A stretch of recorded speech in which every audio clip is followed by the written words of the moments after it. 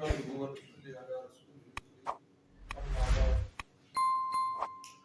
أعوذ بالله من الشيطان الرجيم بسم الله الرحمن الرحيم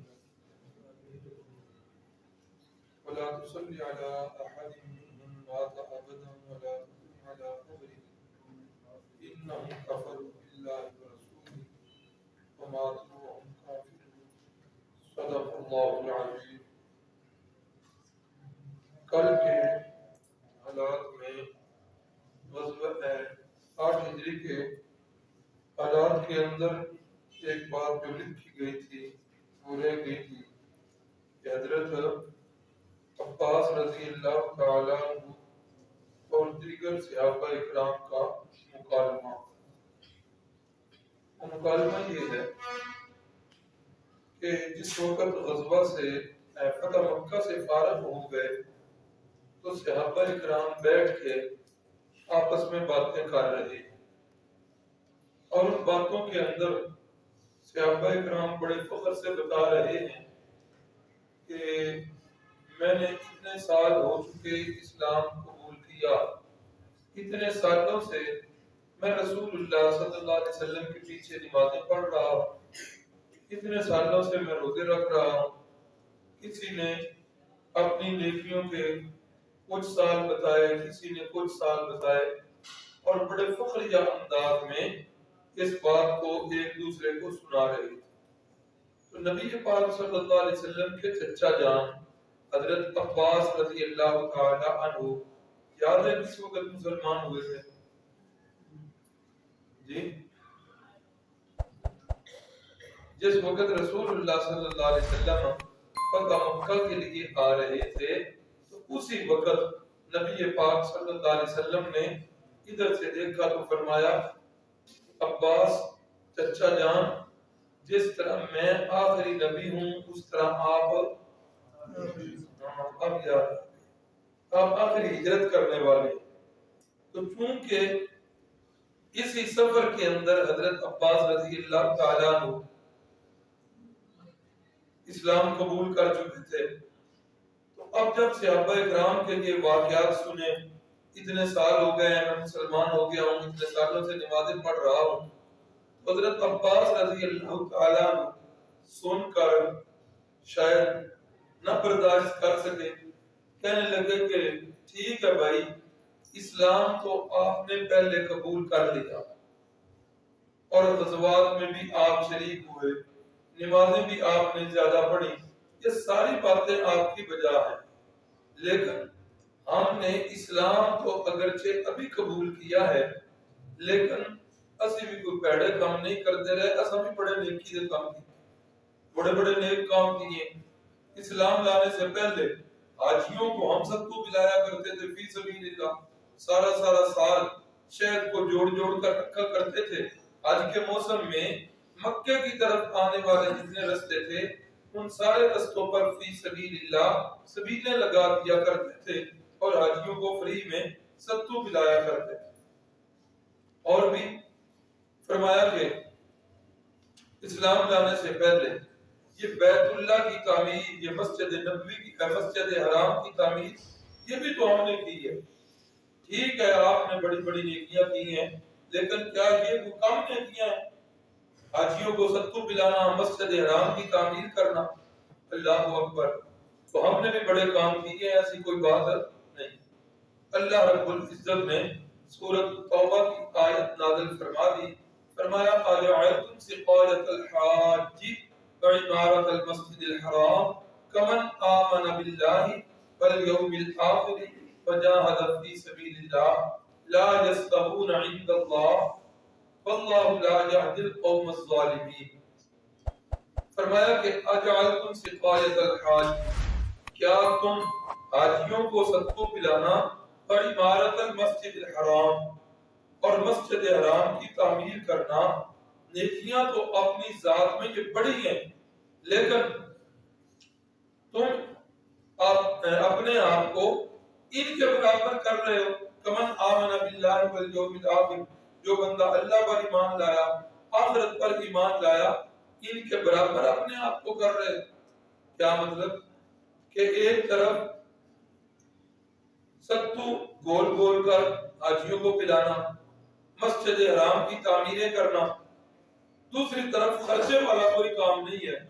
غریب جو صحابہ تھے صرف ایمان لائیں اللہ کی توحید پر، پیغمبر صلی اللہ علیہ وسلم کی رسالت پر، آخرت کے دن پر، یہ ایمان لے کے آئے، خرچ کچھ نہیں کر سکے اور یہ خرچ بہت کچھ کر چکے ہیں، لیکن اللہ اور اس کے رسول پر اس طرح کا ایمان نہیں جس طرح کا ایمان اللہ چاہتے ہیں۔ فرمایا لا یستوون عند اللہ، ہو سکتا ہے تم برابر کر لو انہیں کہ ٹھیک ہے ان کا ایمان نہیں لیکن نیکیاں بڑی ہیں، ان کا ایمان ہے لیکن اللہ کی راہ میں خرچ نہیں ہے، تم برابر کرو تو کرو، لا یستوون عند اللہ، اللہ کے ہاں یہ دونوں برابر نہیں۔ معلوم کیا ہوا کہ کسی بھی نیکی کے لیے بنیادی عقائد جو ہیں ان کا ہونا ضروری ہے۔ سب سے پہلے ان التوحید رأس الطاعات، توحید جو ہے ساری نیکیوں کی جڑ اور اساس ہے۔ توحید پر عقیدہ پختہ ہے تو نمازیں کام آئیں گی، روزے کام آئیں گے، حج اور زکوٰۃ کام آئیں گے، صدقے اور خیرات کام آئیں گے۔ عقیدہ توحید کے اندر اگر پختگی نہیں تو پھر یہ ساری نیکیاں کسی کام نہیں۔ قرآن مجید کی یہ آیت واضح بتا رہی ہے۔ اللہ اکبر۔ اسی طرح عقیدہ توحید پختہ ہے، عقیدہ رسالت بھی پختہ ہے، لیکن عقیدہ ختم نبوت نہیں ہے، جس طرح کے موجودہ دور کے مرزائی ہیں توحید میں بڑے تگڑے ہیں، رسالت پر بھی ایمان ہے لیکن ختم نبوت پر ایمان نہیں ہے، تو کوئی نیکی بھی کام نہیں آ۔ اللہ اکبر۔ تو اسلام کے جو بنیادی عقائد بتائے گئے ان عقائد پر آدمی پختہ ہوگا تو پھر اس کو نیکیاں فائدہ دیں گی، اور اگر ان عقائد پہ پختہ نہیں تو فائدہ کوئی بھی نہیں۔ اور ان عقائد میں سے بھی سب سے پختہ عقیدہ، بنیادی عقیدہ کیا ہے؟ عقیدہ توحید۔ اللہ اکبر۔ تو اللہ رب العزت نے اس آیت کے اندر بتا دیا کہ جتنی بھی نیکیاں ہیں ان نیکیوں کے لیے بنیاد عقیدہ توحید کی ہے، عقیدہ توحید نہیں کوئی نیکی بھی کام نہیں آئے۔ اور ایک اور چھوٹا سا لکھا تھا آج ہجری کے حالات و واقعات میں کہ حضرت ماریہ قبطیہ رضی اللہ تعالی عنہا کے بطن سے رسول اللہ صلی اللہ علیہ وسلم کے جو آخری بیٹے ہیں، نام کیا لکھا ہوا تھا ان کا؟ حضرت ابراہیم، ان کی پیدائش ہوئی ہے 8 ہجری کے اندر۔ حضرت ابراہیم جو ہے نا، نبی پاک صلی اللہ علیہ وسلم نے اپنے دادا جان اور حضرت سیدنا ابراہیم خلیل اللہ کے نام پر اپنے اس بیٹے کا نام رکھا۔ بڑی خوشی بھی ہوئی، بڑی خوشی ہوئی۔ پہلے جتنے بچے تھے وہ وفات پا چکے تھے، بیٹیاں ہی تھی، اب یہ بیٹا ہوا، اللہ کے نبی صلی اللہ علیہ وسلم بڑے خوش۔ پھر کیا ہوا؟ 18 مہینے کے بعد اس بیٹے کی وفات بھی ہو گئی۔ اتفاق ایسا ہوا کہ جس دن وفات ہوئی نا، اسی دن سورج کو گرہن بھی لگ گیا۔ جس دن حضرت ابراہیم کی وفات ہوئی اس دن کیا ہوا؟ سورج کو گرہن بھی اسی دن لگ گیا۔ یہ بار والے لائٹیں جلا دی تو سورج کو گرہن بھی اسی دن لگ گیا۔ صحابہ کرام کے اندر میں گوئیاں شروع ہو گئی کہ دیکھو جی حضرت ابراہیم کی وفات کا غم سورج کو بھی لاحق ہو گیا، سورج کو بھی گرہن لگ گیا۔ یہ صحابہ کرام میں باتیں ہو رہی ہیں، چلتے چلتے یہ باتیں رسول اللہ صلی اللہ علیہ وسلم تک بھی پہنچی۔ آپ نے خطبہ دیا ایک مختصر سا اور اس میں فرمایا ان الشمس والقمر آیتان من آیات اللہ لا ينخسفان لموت احد ولا لحیاتہ۔ لوگوں یہ سورج اور چاند یہ اللہ کی دو قدرت کی بڑی بڑی نشانیاں ہیں، اللہ کی قدرت کے شاہکار ہیں۔ لا ينخسفان لموت احد ولا لحیاتہ، ان کو جو گرہن لگتا ہے نا، نہ کسی کی زندگی کی وجہ سے لگتا ہے اور نہ ان کو گرہن کسی کی موت کی وجہ سے لگتا ہے۔ یہ ایک اللہ کا اپنا نظام ہے۔ اس لیے آج بھی قوم پرستی جو ہے ہمارے اندر بہت ہو چکی ہے۔ یہ تمام پرستی جو ہے یہ مسلمانوں کے اندر نہیں ہونی چاہیے۔ اللہ تعالیٰ ہم سب کو اس سے محفوظ رکھے۔ تو جس وقت حضرت ابراہیم کی وفات ہوئی تو رسول اللہ صلی اللہ علیہ وسلم انتہائی رنجیدہ تھا، بڑے ہی آپ صلی اللہ علیہ وسلم جو ہے نا غمزدہ ہے، اور غمزدہ ہوں بھی کیسے نہ کہ ایک تو پہلے بیٹے بھی وفات پا چکے، اب یہ آخری بیٹے ہیں، اللہ اکبر، ایک طرف بیٹے کا صدمہ، پھر بیٹا بھی، پہلا بھی اور آخری بھی سمجھ لیجئے، اور پھر یہ کہ بیٹا بھی چھوٹا سا ہو تو شیر خوار بچہ ہو، دودھ پینے والا، اس کی وفات جو ہے والدین کو اور زیادہ اندوناک کر دیتی ہے، اندوناک اس کی وفات ہوتی ہے۔ تو رسول اللہ صلی اللہ علیہ وسلم اس وجہ سے بھی غمزدہ ہیں، اور اوپر سے مشرکین مکہ تاننے بھی،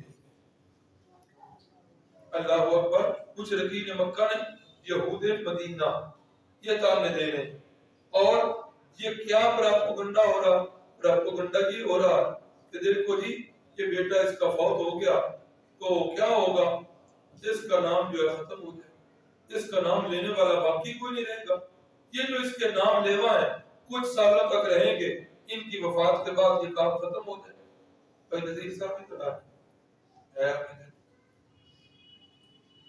اللہ اکبر، حافظ صاحب آپ بھی آ جائیں، جگہ ہے حافظ اجاز صاحب۔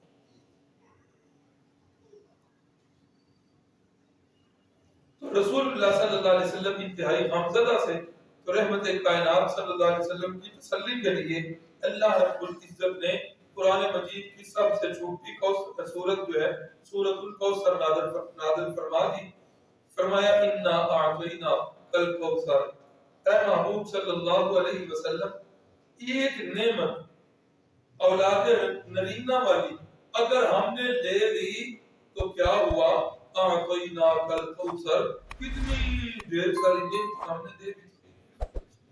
ایک جسمانی بیٹا لے لیا تو کیا ہو گیا، حضرت ابو ہریرہ جیسے، حضرت سعد بن ابی وقاص جیسے، ان جیسے ہزاروں بیٹے ہم نے آپ کو دے بھی تو دی، جو آپ کے ایک پلک کے اشارے پر جانیں نچھاور کرنے کے لیے ہیں، اتنے وفادار بیٹے ہم نے آپ کو دے بھی دی۔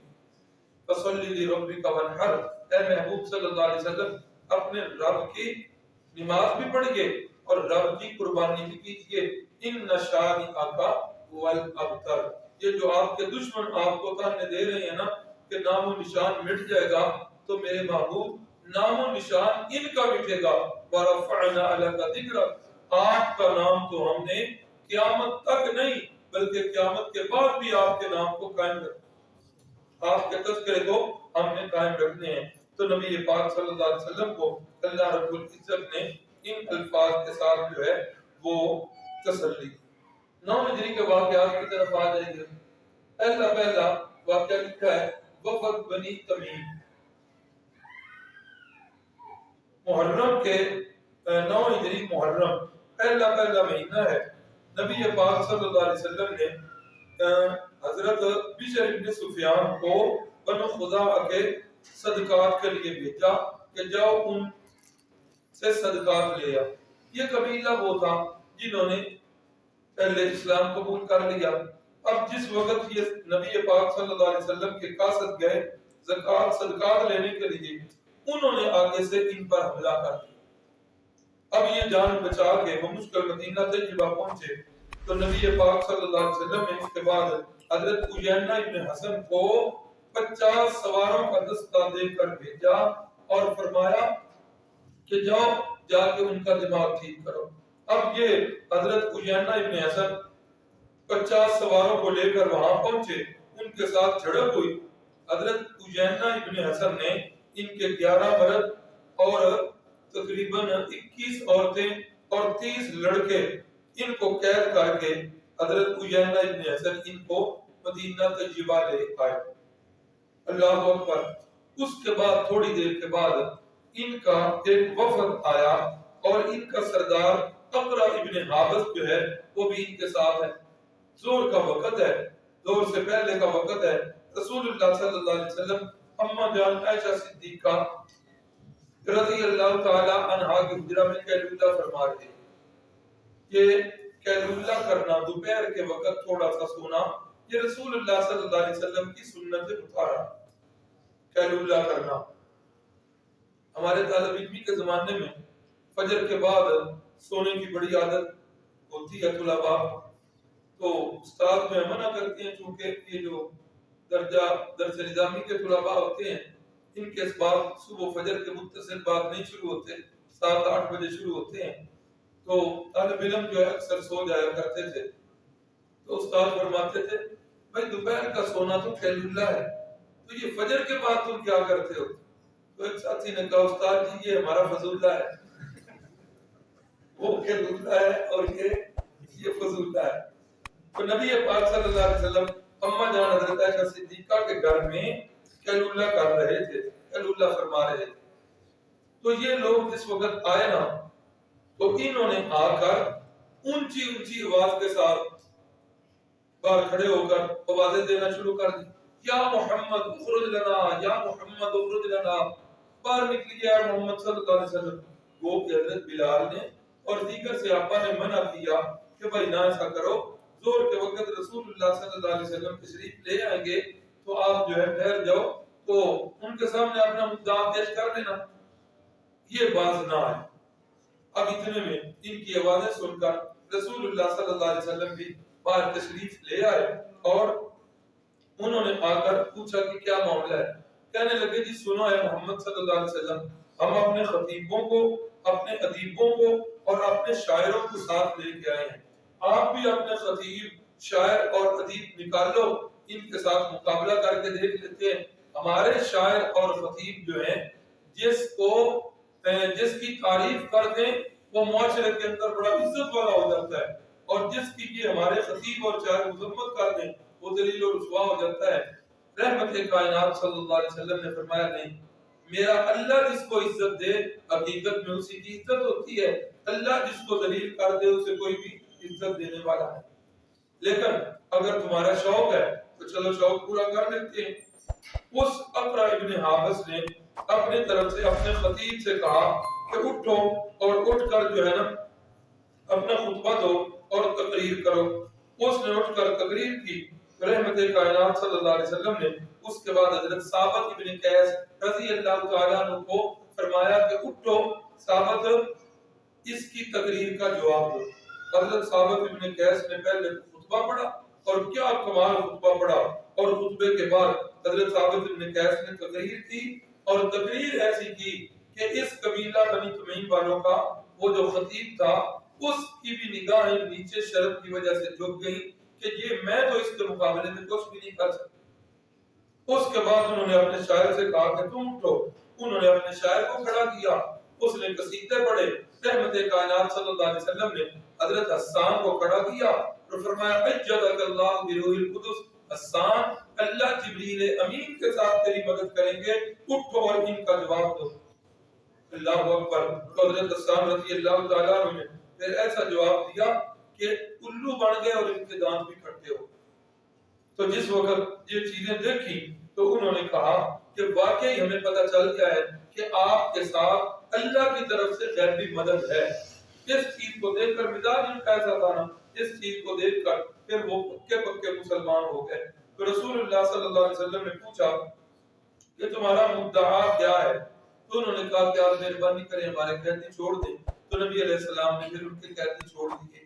انہی لوگوں کے متعلق یہ آیت نازل ہوئی، ان الذین ینادونک من وراء الحجرات اکثرهم لا یعقلون۔ اے محبوب صلی اللہ علیہ وسلم، ینادونک من وراء الحجرات، آپ کے حجروں سے باہر کھڑے ہو کر جو لوگ آپ کو آوازیں دیتے ہیں نا اونچی اونچی آواز سے، اکثرهم لا یعقلون، ان میں سے اکثر جو ہے وہ کیا ہے؟ عقل نہیں رکھتے، لا جا کے عقل نہیں رکھتے۔ تو قرآن مجید نے آداب پیغمبر بتا دیے کہ آداب پیغمبر یہ ہیں کہ جس وقت اللہ کے نبی گھر میں موجود ہوں تو اس وقت آنے والوں کو ان کی انتظار کرنی چاہیے۔ اور علماء نے لکھا کہ آج بھی کسی بڑے عالم دین کے پاس جائیں یا اپنے استاد کے پاس جائیں تو وہاں بھی استاد کا یا اس عالم کا ٹائم ٹیبل جو ہے وہ مد نظر رکھ کے جائیں، تو اس کو ملحوظ رکھ کے آپ انتظار کریں، ان کو جو ہے نہ ایسا تنگ کریں کہ ان کے معمولات کے اندر جو ہے وہ خلل واقع ہو۔ صوبہ سرحد کے اندر ہماری جماعت کے بہت بڑے عالم دین تھے مولانا سلطان غنی عارف رحمت اللہ تعالی علیہ. غالباً یہ پرویز مشرف کے دور میں جب بہت سارے علماء کو ظلماً شہید کیا گیا، اس اللہ کے بندے کی شہادت بھی اسی کے اندر ہی ہوئی ہے. تو اللہ تعالیٰ نے ان کی خوبی کیا رکھی ہوئی تھی؟ ان کی خوبی، حافظ قرآن تو ہم سارے ہی ہیں، ان کی خوبی یہ تھی کہ وہ حافظ الحدیث تھے.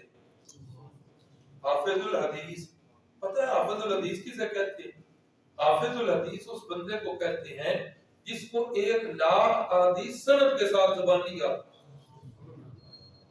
1,00,000 احادیث سند کے ساتھ زبانی یاد. ایک یہ لقب تھا مولانا محمد عبداللہ درخواستی صاحب رحمہ اللہ کا، اور دوسرا یہ لقب مولانا سلطان غنی عارف رحمہ اللہ. ان دونوں حضرات کا یہ لقب ہے اور دونوں کو اتنی احادیث جو ہے.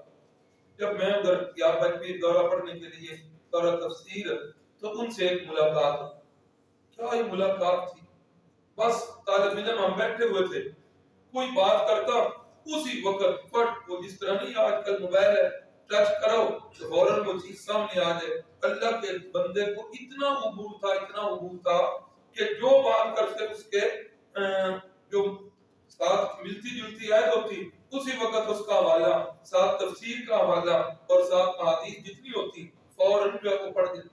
کسی طالب العلم نے یہ سوال کیا کہ استاد جی یہ بتائیں کہ یہ جو آج کل ایک نظریہ چل رہا ہے کہ نبی پاک صلی اللہ علیہ وسلم کے روضہ مبارک پر کھڑے ہوں، قبر مبارک پر کھڑے ہو کر درود شریف پڑھیں تو آپ صلی اللہ علیہ وسلم سن لیتے ہیں، اس کی کیا حقیقت ہے اور وہاں جا کر یہ پڑھنا چاہیے کہ نہیں پڑھنا چاہیے؟ تو استادوں نے تھوڑی سی تاریخ بتائی.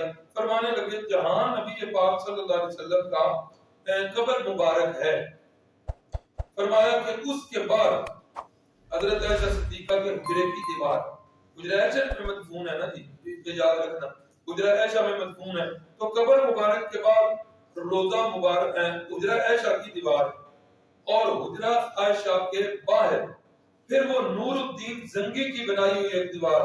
یاد ہوگی تاریخی بات، اور جن بے ایمانوں نے، یہودیوں نے سروں لگا کر رسول اللہ صلی اللہ علیہ وسلم کی اندر سے میت مبارک کو نکالنے کی کوشش کی تھی، تو سلطان نور الدین زنگی کو پتہ چل گیا.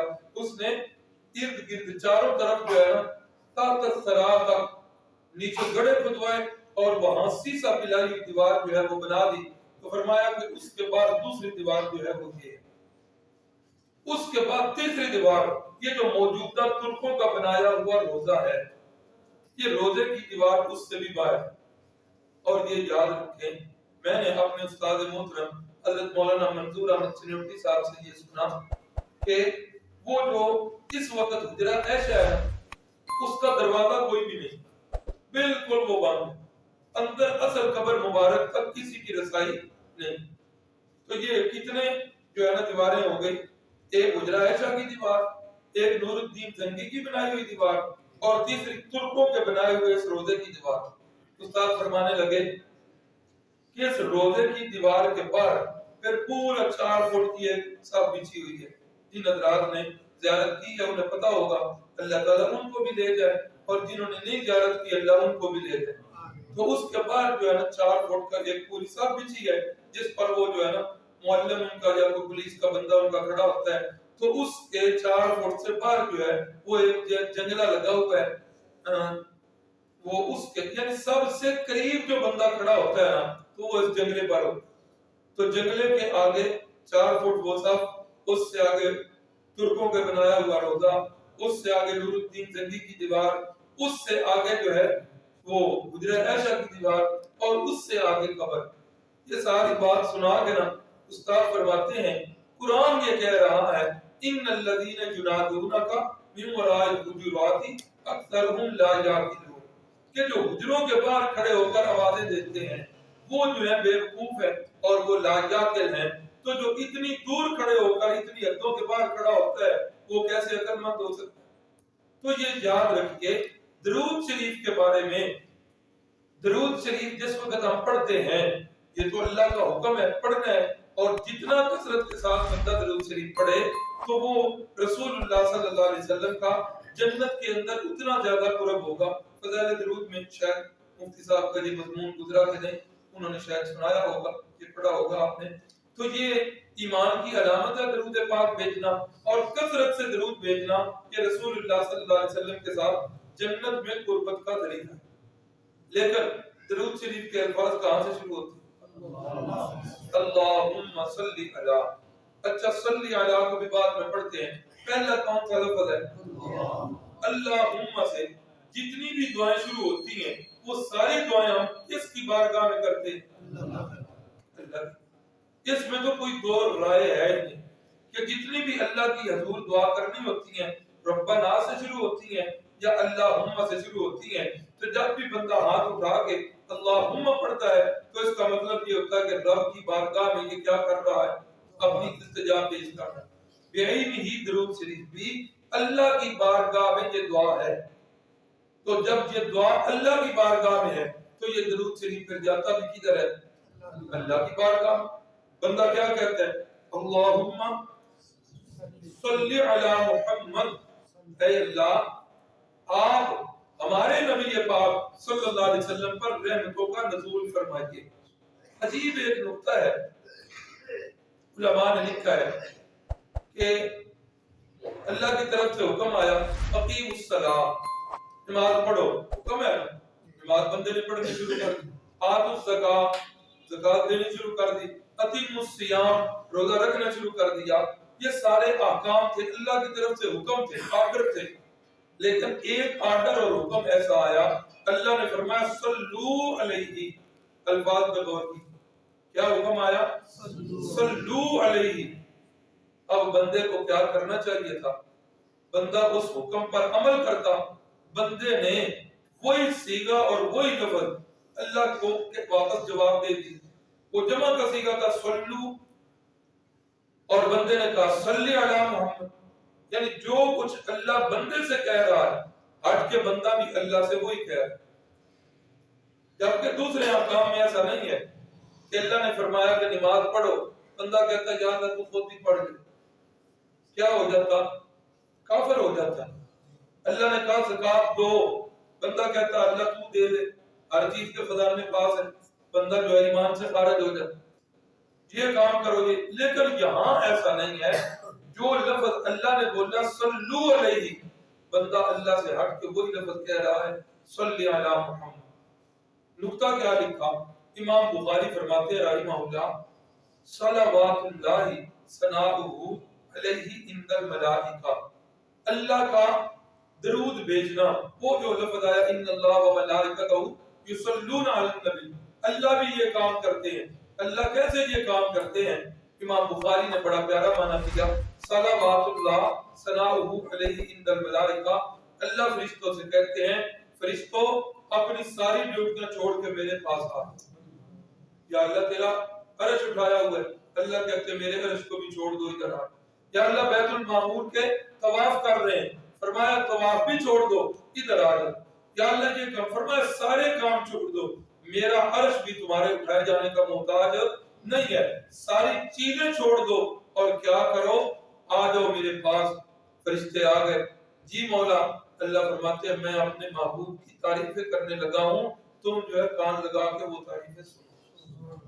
یہ ہے یصلون علی النبی ان اللہ و ملائکتہ یصلون علی النبی. تو اب جب اللہ نے کہا کہ یہ کام تو میں بھی کرتا ہوں, ایمان والو تم کرو, تو بندہ کیا کرتا ہے صلی علی محمد. اللہ میں تو یہ کام ہی نہیں کر سکتا. تعریف تو بندہ اس کی کرتا ہے جس کی حقیقت کو جانتا ہو. اس میں کو جو اس کے بنانے والا جانتا ہے. یہاں حافظ آباد کے کاریگر اس مائک کو نہیں جانتا. کیوں؟ اس کو پتہ ہے میں نے اس کے اندر کیا رکھا ہے. ایسا ہی ہے کہ ہم یا اللہ کس چیز کی تعریف کریں. ہمیں تو اپنے پیارے محبوب صلی اللہ علیہ وسلم کے کمالات کا ادراک ہی نہیں ہے, پتہ ہی نہیں ہے. اللہ ہم جو ہے لاچار ہیں, بے بس ہیں, یہ کام ہم نہیں کر سکتے. اللہم صلی علی محمد, اے اللہ یہ کام تو خود ہی. اللہ فرماتے ہیں جو بندہ اس طرح کہے گا میں جنت میں اس کے درجات بلند کروں گا, اس کے نامہ اعمال میں نیکیاں ڈالوں گا, اس کے گناہ معاف کروں گا, اور جو کثرت سے درود شریف پڑھے گا میں اسے قیامت والے دن جنت کے اندر اتنا قریب کر دوں گا اپنے محبوب صلی اللہ علیہ وسلم۔ اللہ اکبر۔ تو یہ وفد بنی تمیم یہ بھی 9 ہجری میں آیا۔ اس سے آگے سریہ ابی طالب ابن علی ابن ابی طالب، یہ رسول اللہ صلی اللہ علیہ وسلم نے حضرت علی المرتضی رضی اللہ تعالیٰ عنہ کو بھیجا۔ رستے میں اور بھی قبائل تھے تو یہ ایک قبیلے کی طرف خاص کر کے بھیجا۔ قبیلے کا نام ہے قبیلہ طے، توئیں کے ساتھ بڑی یہ قبیلہ طے۔ اور طے جو ہے نا یہ مشہور شخصیت تھی، نام آپ سب کے ذہن میں ہوگا، حاتم طائی، سنا ہوا ہے نا؟ کس چیز میں مشہور تھا؟ سخاوت میں بڑا مشہور تھا، یہ اس کا قبیلہ ہے۔ نبی پاک صلی اللہ علیہ وسلم نے سیدنا علی المرتضی کو بھیجا کہ جائیں اور ان لوگوں کو جا کر اسلام کی دعوت دیں۔ یہ حضرت عدی جو حاتم طائی کے بیٹے ہیں، یہ بات میں خود بتاتے ہیں، فرماتے ہیں کہ میرے کو گمان میں بھی یہ بات نہیں تھی، اس لیے کہ میرے قبیلے کی آمدن ٹھیک ٹھاک تھی، قبیلے والے جتنا بھی آمدن لیتے تھے اس سے ایک حصہ چوتھا یا پانچواں وہ مجھے دے دیا کرتے تھے۔ پیسے کے لحاظ سے میں امیر ترین بندہ تھا، قبیلے کے لوگ میرے اوپر جان نچھاور کرتے تھے، میں سردار تھا قبیلے کا۔ تو مجھے یہ تھا کہ مسلمان جو ہیں وہ اپنے گھر اور میں اپنے گھر، لیکن جب قید فتوحات ہوئی تو میں نے محسوس کیا کہ ہو سکتا ہے مسلمان آ ہی نہ جائے، تاہم کہ مجھے پتا چلا کہ ایک دن جو مسلمانوں کا دستہ آ گیا اور یہ حضرت علی المرتضی طے کے قبیلے کی طرف۔ اب یہ قبیلے کا سردار جو ہے حاتم طائی کا بیٹا یہ بھاگ گیا اور بہت سارے لوگ بھاگ گئے، تو ان کے ڈھیر سارے قیدی جو ہیں وہ پکڑے گئے اور ان قیدیوں کے اندر حاتم طائی کی بیٹی صفانہ یہ بھی پکڑی گئی اور قیدیوں میں بن گیا۔ جس وقت یہ قیدی آئے رسول اللہ صلی اللہ علیہ وسلم کے سامنے تو اس بیچاری کی حالت کیا ہے، اس کے سر سے چادر اتری ہوئی، اور اس وقت چادر اتری ہوئی ہونا یہ بہت بڑا عیب تھا۔ یا تو یہ وجہ ہوتی تھی کہ یہ اتنی غریب ہے، بچی اتنی غریب ہے کہ اس کے پاس خریدنے کے پیسے ہی نہیں، یا یہ چادریں اتری ہوئی ہونا یہ قیدی عورتوں کی علامت ہوتی۔ افسوس، صد افسوس کہ آج یہ ہمارے معاشرے میں فیشن بن گیا، چادر لینا اور عیب بن گیا۔ کئی دفعہ ایسے ہوتا ہے، بچیاں چھوٹی ہوتی ہیں، والدین سے کہتے ہیں کہ چادر کیوں نہیں، ساری عمر پہ ہی لے لیں، انہیں ناڑی نہ دلتے بوجھ پا دیں۔ پھر ایسا ہوتا ہے یہ بچیاں عادی نہیں بنتی، بڑے ہو کر بھی چادر سروں پر نہیں رکھتی۔ میری بیٹیاں چھوٹی چھوٹی تھی، امی جی ان کی پابندی کرواتے تھے، بلکہ سختی کرواتے تھے کہ یہ سر پر چادر لے۔ الحمدللہ بڑی ہوئی، ان کو یہ چیز بوجھ ہی نہیں لگی۔ تو یہ عادتیں بننے کی اور بگڑنے کی جو عمر ہے وہ بچپن ہوتی۔ تو یہاں جس وقت رسول اللہ صلی اللہ علیہ وسلم نے دیکھا کہ یہ ایک لڑکی ہے قیدیوں کے اندر آئی ہے اور اس کا سر ننگا ہے، رحمت کائنات صلی اللہ علیہ وسلم نے اپنی چادر مبارک اتار کے صفانہ کے سر کر دی۔ کسی نے کہا یا رسول اللہ کافروں کی بیٹی ہے، قیدی بن کے آئی ہے۔ فرمایا بیٹی تو بیٹی ہوتی ہے نا، چاہے جعفر کی بھی ہو، بیٹی تو ہے۔ اللہ کے نبی صلی اللہ علیہ وسلم نے کتنا پیارا پیغام امت کو دے دیا۔ آج اسی نبی کی امت کی بیٹیاں سر سے ننگی ہیں اور اس عظیم گناہ کو وہ اپنے لیے گناہ بھی نہیں سمجھتی۔ اور جو بچیاں یہ سامنے سے بال کاٹتی ہیں، ان پر تو آپ حضرات نے سنا مفتی صاحب کے بیان میں کہ اللہ کے نبی کی لعنت برستی ہے، اور اگر والدین یہ کام ان سے نہیں چھڑوائیں گے، جب والدین جو ہیں وہ کروائیں گے تو والدین بھی لعنت کے مستحق بنیں گے۔ اس لیے لازمی بات ہے اپنی بچیوں کی تربیت، بچوں کی تربیت اسلامی طریقے کے مطابق۔ اللہ اکبر۔ تو جس وقت یہ قیدی بن کے آ گئی تو نبی پاک صلی اللہ علیہ وسلم نے اپنی چادر انہیں پیش کر دی۔ پھر جب پتہ چلا کہ یہ حاتم طائی کی بیٹی ہیں تو حضرت صفانہ رضی اللہ تعالی عنہا بن گئی، رسول اللہ کے ہاتھ پر اسلام کو قبول کر لیا۔ ہے تو لمبا واقعہ، لیکن نبی پاک صلی اللہ علیہ وسلم نے پھر ان کو ایک صحابی کے ساتھ ان کے وطن واپس بھیجا۔ اب جس وقت یہ مسلمان جو ہے وہ واپس آ گئے تو ایک روایت کے مطابق حضرت علی جو ہے وہ شام کی طرف بھاگ گئے تھے اور یہ جو ہے واپس قبیلے میں پہنچی، اور دوسری روایت کے مطابق یہ قبیلے کے لوگوں کو جب گرفتار کر کے لے آئے تو علی پھر اتنی دیر تک واپس آ گئے۔ اللہ اکبر۔ تو صحابی رسول جس وقت حضرت صفانہ کو لے کے 2 صحابہ تھے صاحب، تو جس وقت یہ پہنچے نا قبیلہ طے کے اندر، تو بھائی اس وقت بے شک کافر ہوتے تھے لیکن غیرت مند ہوتے، بڑے غیرت مند۔ بھائی نے دیکھا کہ میری بہن 2 نوجوان مردوں کے ساتھ، اللہ اکبر، بھائی نے تو جلدی جلدی جو ہے وہ نیام سے تلوار نکالی۔ پہلے صورت حال یہ تھی کہ یہ رسول اللہ کے صحابہ نے صفانہ کو اپنے پیچھے رکھا ہوا تھا کہ کہیں چلتے ہوئے آپ کے جسم پر ہماری نظر نہ پڑ جائے، اس لیے آپ پیچھے رہو، جس طرف مڑنا ہو اشارہ کر دو یا اس طرف کنکر پھینک دو۔ اب جس وقت بہن کو 2 مردوں کے پیچھے دیکھا تو علی نے جلدی جلدی تلوار نکالی، تو بہن دوڑ کے جو ہے دونوں صحابہ کے آگے ہو گئی، کہنے لگی علی سنو، اللہ کی قسم تیرے ہاتھوں کے اندر میں اتنی محفوظ نہیں تھی جتنی محمد عربی کے غلاموں کے ہاتھوں کے اندر میں محفوظ رہی۔ اتنا سفر گزرا، رستے کے اندر ویرانے بھی آئے لیکن انہوں نے میرے جسم پر بھی نہیں نگاہ ڈالی، اتنے شرم و حیا کے پتلے۔ تو جس وقت حضرت صفانہ نے رسول اللہ صلی اللہ علیہ وسلم کے عادات و خصائل بتائیں، آپ کا کریمانہ سلوک بتایا کہ آپ نے اپنی چادر مبارک میرے سر پہ ڈالی ہے، تو حضرت علی بھی سن کر جو ہے وہ بھی تشریف لے آئے اور وہ بھی مسلمان ہو گئے، اور ان کی وجہ سے پھر پورا قبیلہ بھی مسلمان ہو گیا۔ حضرت علی کی ایک بات اور یاد آ گئی، قرآن مجید کی اسلام لانے کے بعد قرآن مجید کی تلاوت کر رہے، اور وہ تلاوت ہماری جیسے نہیں کرتے تھے کہ پڑھتے جانا ہے، ترجمے کی طرف غور ہی نہیں کرنا، ترجمے کی طرف غور کر رہے۔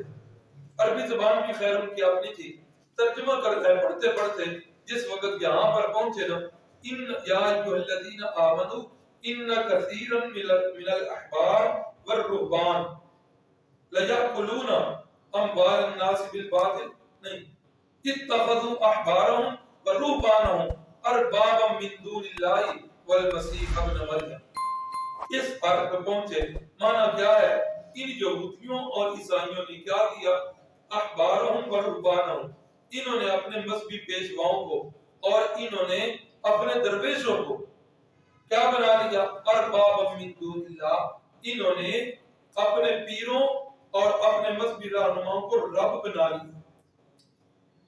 سمجھ آ گئی ہے؟ یہود و نصارہ نے کیا کیا، اپنے پیروں کو اور مذہبی پیشواؤں کو کیا بنا لیا، اللہ کے سوا رب بنا لیا۔ حضرت علی نے قرآن مجید اٹھایا اور بارگاہ رسالت پاک، یا رسول اللہ، یہ قرآن مجید کہہ رہا ہے یہود و نصارہ نے اپنے پیروں اور اپنے مذہبی پیشواؤں کو رب بنا لی۔ یا رسول اللہ، میں عیسائیت سے طائب ہو کے آیا ہوں، عیسائیت کے اندر تو ایسی بات ہی کوئی نہیں ہے، قرآن مجید یہ عیسائیت پر الزام لگا رہا ہے، ایسی بات عیسائیت میں تو کوئی نہیں۔ بڑا اچھا اعتراف تھا، بڑا اچھا پوائنٹ ذہن میں آیا۔ نبی پاک صلی اللہ علیہ وسلم نے فرمایا علی مجھے یہ بات بتاؤ، یہود و نصارہ کے اندر یہ بات ہے، عیسائیوں کے اندر اللہ نے اس چیز کو حرام قرار دیا ہے، عیسائیوں اور یہودیوں کے مولوی اور پیر کہہ دیں کہ یہ حلال ہے، تم اسے حلال سمجھتے تھے کہ نہیں؟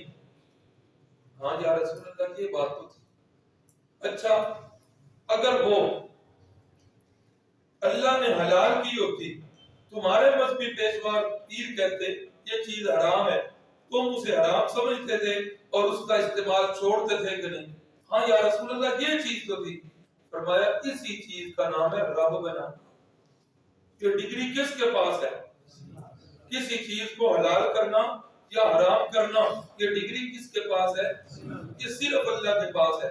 نبی پاک صلی اللہ علیہ وسلم کی ڈگری بھی یہ ہے، اللہ کی حلال کردہ چیزوں کو حلال بتلاتے ہیں، اللہ کی حرام کردہ چیزوں کو حرام بتلاتے ہیں، حلال کرتے یا حرام کرتے نہیں۔ ورنہ تو وہ یاد آ گیا ہوگا شہد والا واقعہ کہ رسول اللہ صلی اللہ علیہ وسلم نے قسم کھائی تھی شہد نہیں کھاؤں گا، میرے لیے حرام ہے۔ اللہ نے فرمایا لِمَ تُحَرِّمُ مَا أَحَلَّ اللَّهُ لَكَ، اللہ نے جس کو حلال کیا ہے آپ کیوں حرام؟ معلوم کیا ہوا اس واقعہ سے کہ یہ کسی بندے کے پاس ڈگری نہیں. یہ ہمارے ہاں جو مزاج بنا ہوا ہے کہ یہ پیروں کی رکھ ہے, یہ درخت کوئی نہ کاٹے, یہ پیروں کے مزار کے اوپر بنے ہوئے ہیں, یہ عوام کے لیے حرام ہے اور کسی بندے کے لیے جو ہے نا حلال نہیں ہے. یہ چیزیں بالکل غلط ہیں اور خلاف اسلام ہے اور جاہلیت والی یہ باتیں ہیں. اللہ اکبر. اس کے بعد آ گیا جیش الاسرا, غزوہ تبوک. غزوہ تبوک کی چند باتیں سننے, تفصیلی واقعہ اس کا کافی ہوگا کیونکہ وقت ہو گیا. یہ غسان کا بادشاہ مسلمانوں کی فتوحات پر بڑا پریشان ہے. اس نے سوچا کہ مسلمان تقریباً اب خطہ عرب سے فارغ ہو چکے ہیں, ہر چیز کو انہوں نے اپنے قبضے میں لے لیا ہے.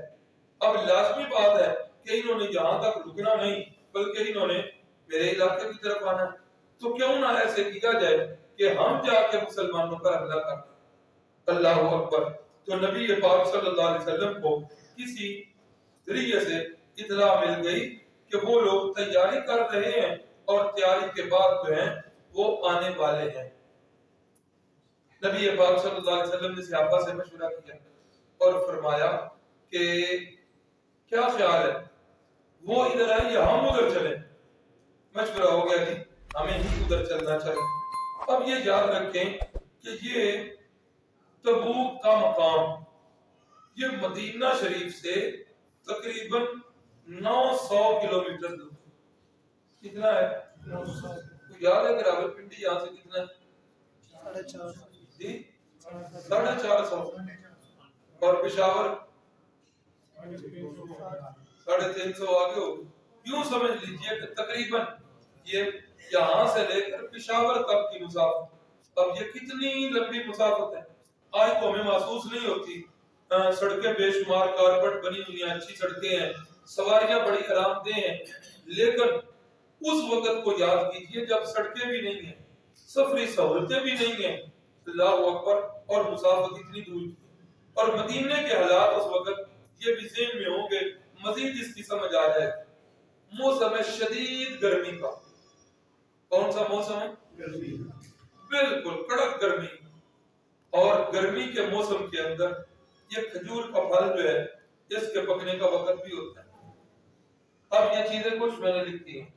مدینے سے 9 کلومیٹر دور ہے, 900 کلومیٹر, اتنی دور کی مسافت ہے.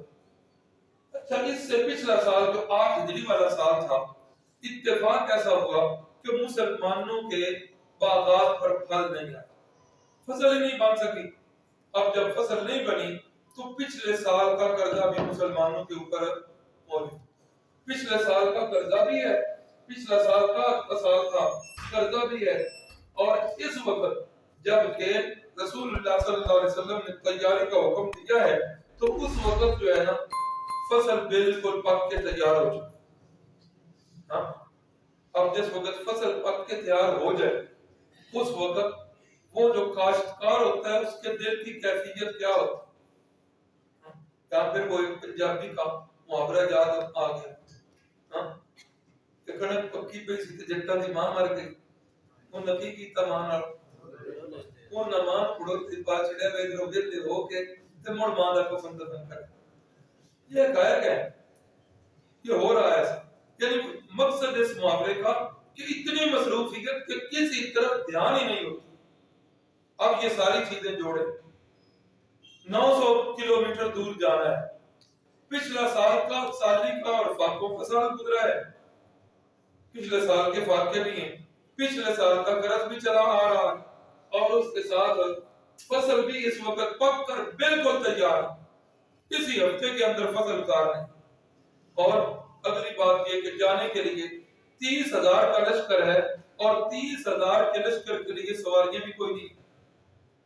ایک ایک بندے, ایک ایک سواری 3-3, 4-4 بندوں کے لیے.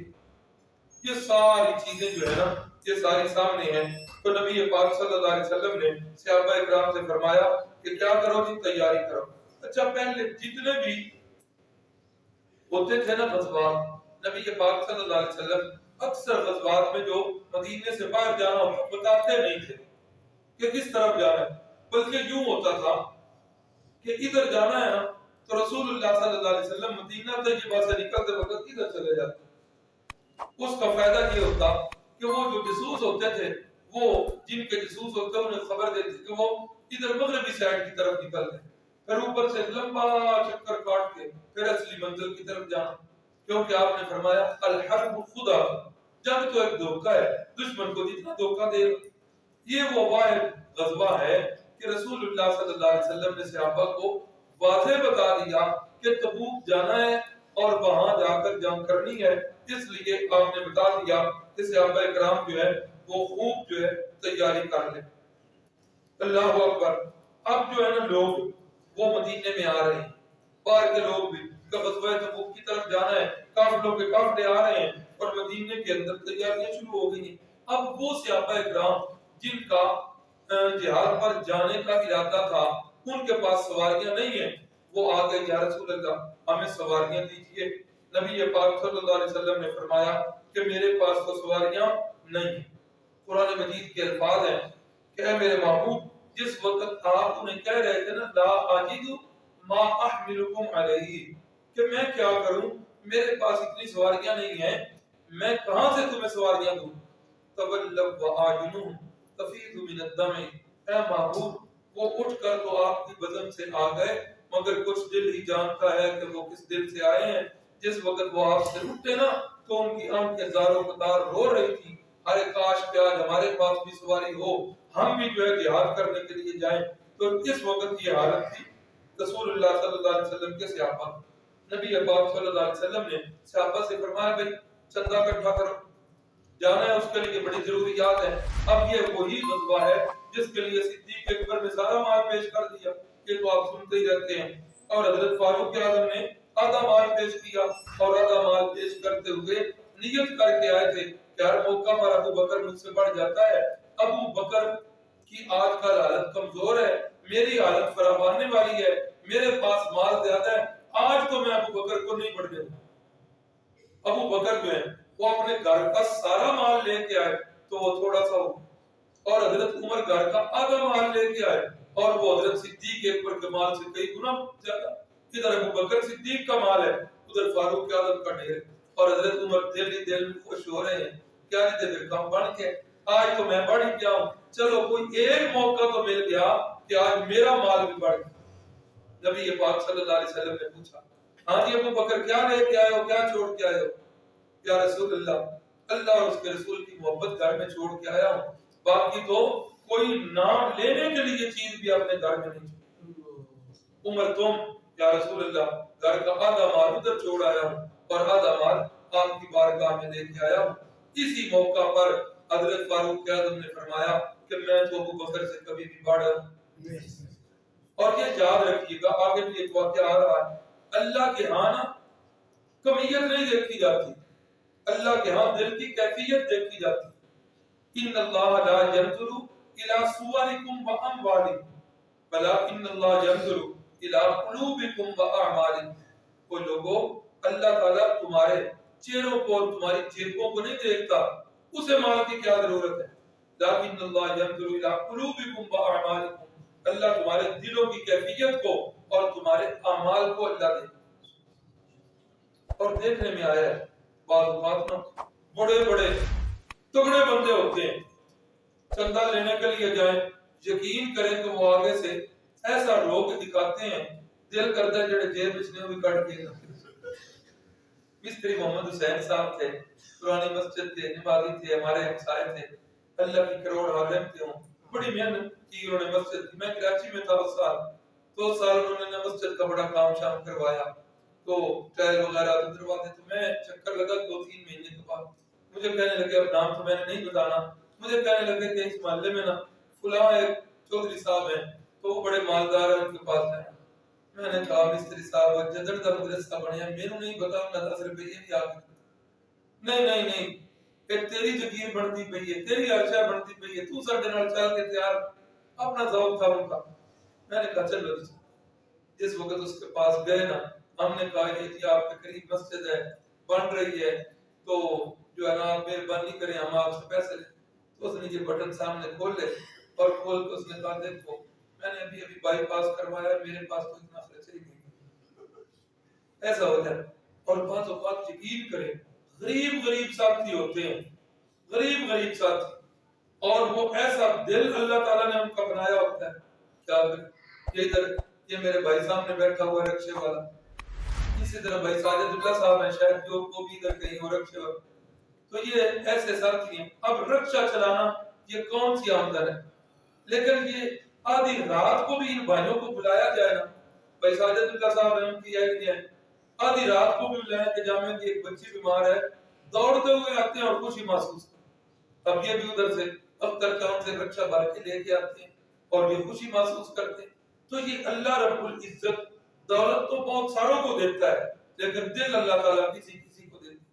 تو یہ یاد رکھیے اس موقع پر یہ پتا چل گیا کہ چندہ مانگنا یہ رسول اللہ صلی اللہ علیہ وسلم کی سنت ہے نیک کاموں کے لیے، اور چندہ دینا یہ صحابہ اکرام کی سنت ہے.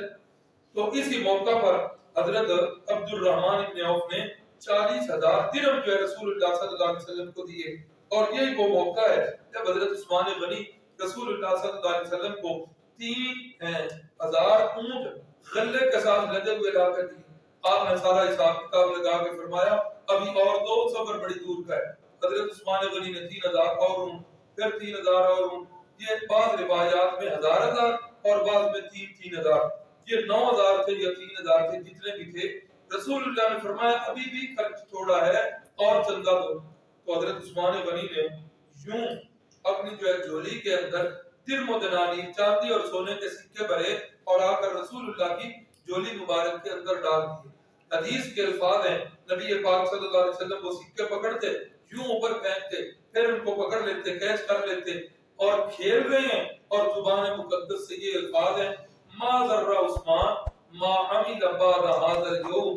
آج کے بعد عثمان جو مرضی کرتا پھرے، عثمان کو آج کے بعد کسی بھی کام کا گناہ نہیں ہوگا، کوئی بھی نقصان.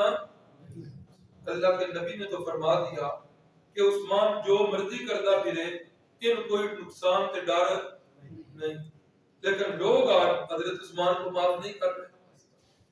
اللہ تعالیٰ ان کو ہدایت دے. اللہ اکبر. تو اسی موقع پر یہ صحابہ اکرام جو ہے یہ دے رہے ہیں نبی پاک صلی اللہ علیہ وسلم کو.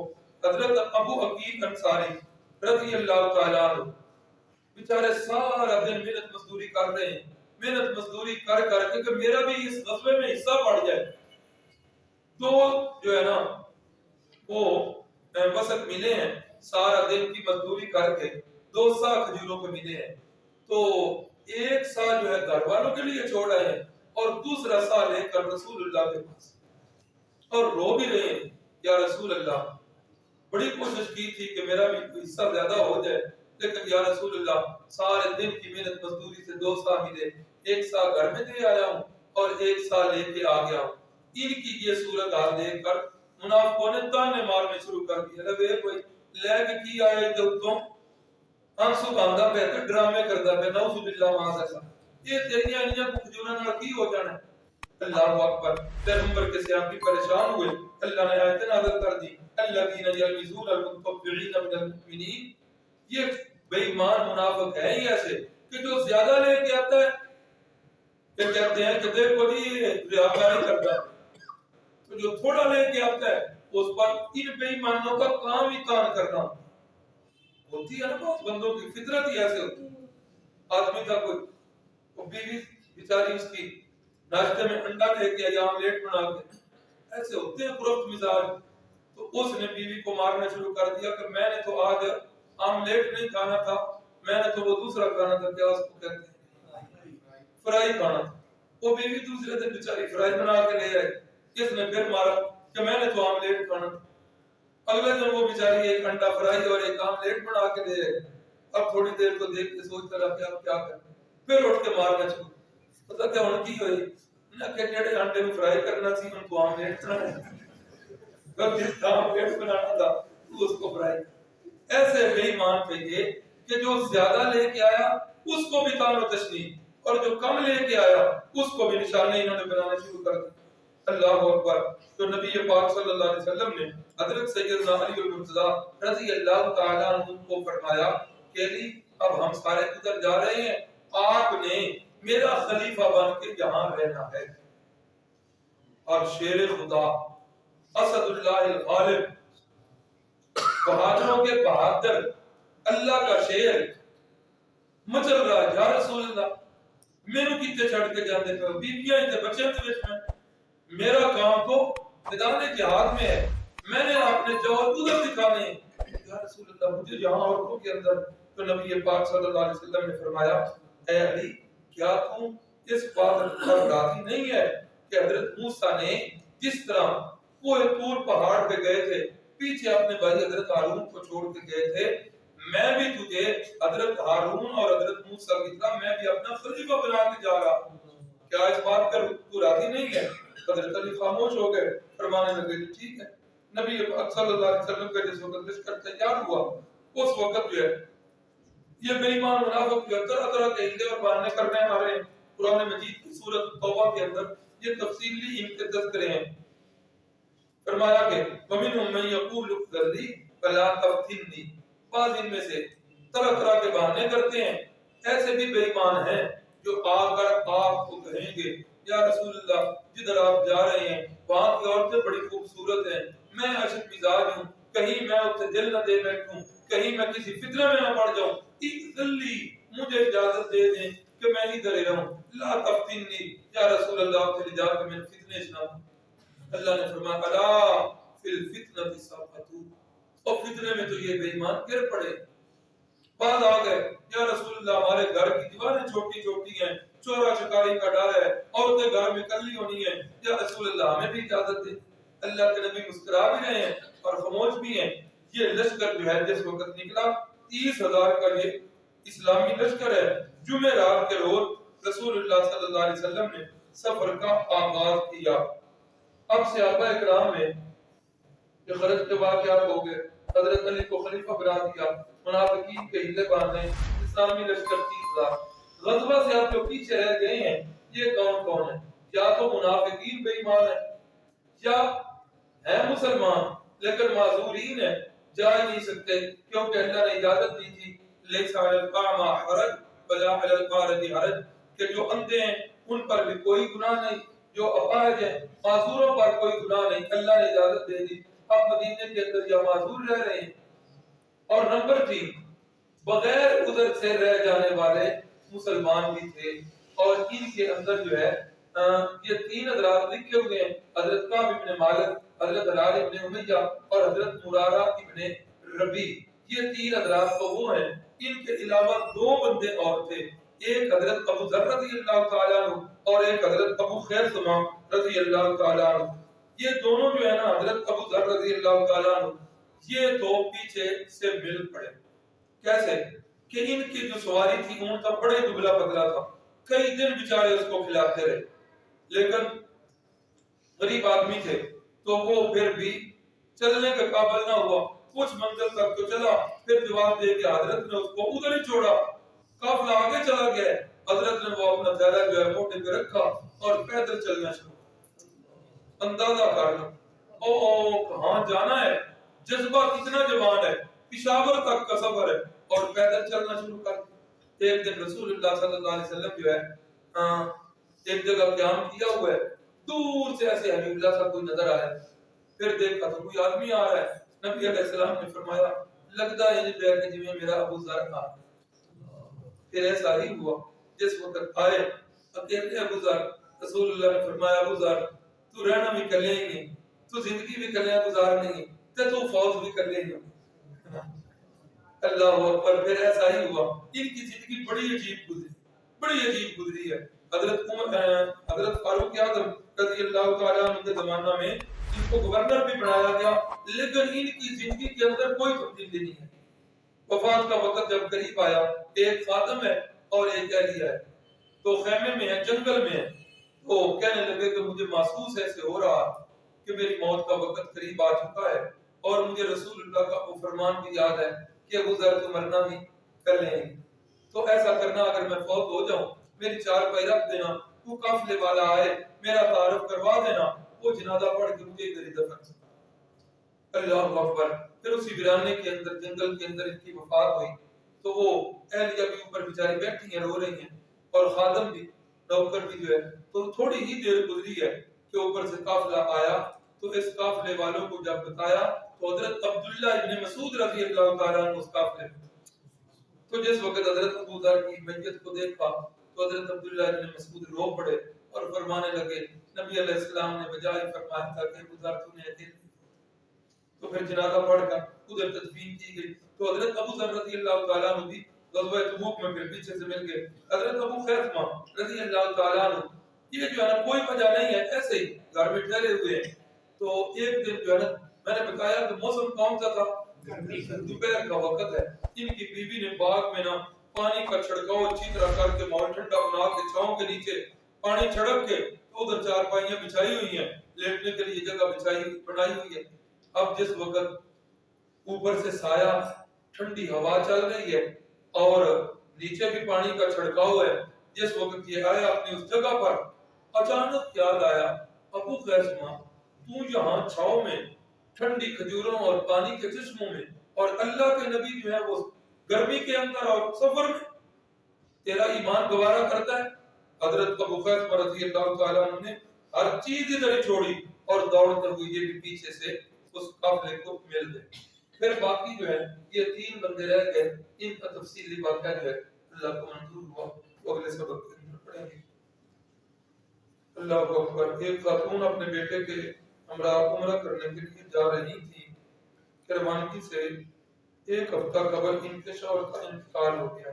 کیا دوران عدت عمرہ کی ادائیگی کے لیے جا سکتی ہیں؟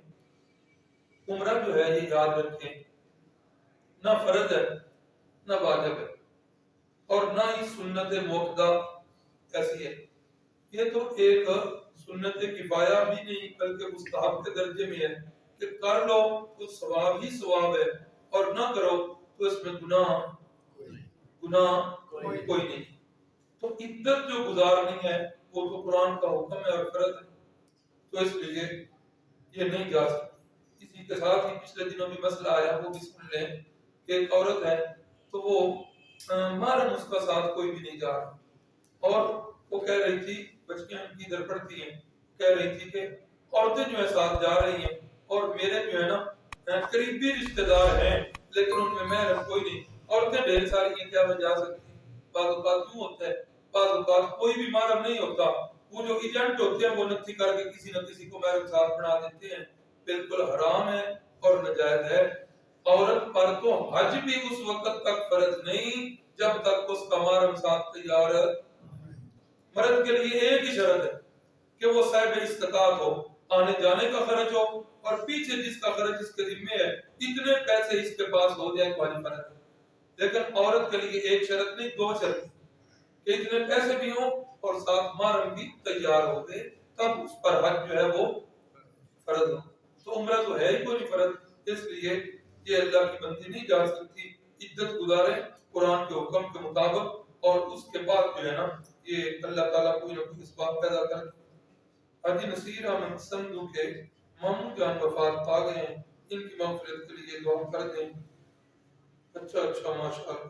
حاجی نصیر احمد صاحب اکیلے ہی قادیانی گھر میں مسلمان ہیں، تو ان کے ماموں وفات پا گئے وہ مسلمان ہی تھے، ان کو مسلمان کے لیے تو دعا ضروری ہے کریں کہ ہمارا حق بنتا ہے، غیر مسلم کے لیے دعا بالکل نہیں کرنی. ہمارے بہت ہی قریبی ساتھی تھے بھائی لیاقت صاحب، کالے کی منڈی کے بڑے ہی مخلص آدمی تھے تو دکاندار اور تاجر، لیکن مسجد کے ساتھ اتنی محبت اور علماء کے ساتھ دین والوں کے ساتھ بڑی محبت کرتے تھے.